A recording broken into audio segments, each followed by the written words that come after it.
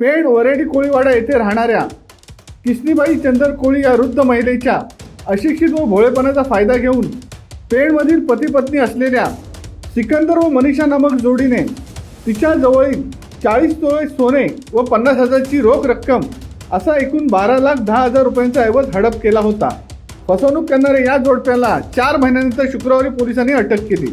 किसनीबाई मच्छी विक्रीचा व्यवसाय करून आपला उदरनिर्वाह करायची।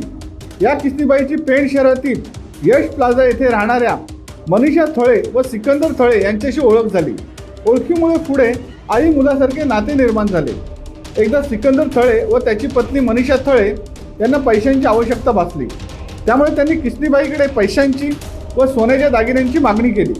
जमिनीच्या केसचा निकाल लागताच दागिने व पैसे परत करण्याचा विश्वास या नवरा बायकोने किसनीबाईला दिला।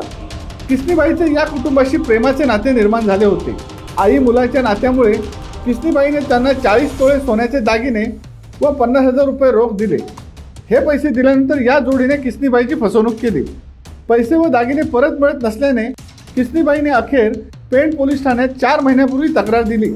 तक्रारीला 4 महिने होऊन देखील या पती पत्नीला अटक होत नसल्याने किसनीबाईने 26 जानेवारीला पेण पोलीस स्टेशन समोर आत्मदहनाचा इशारा दिला होता।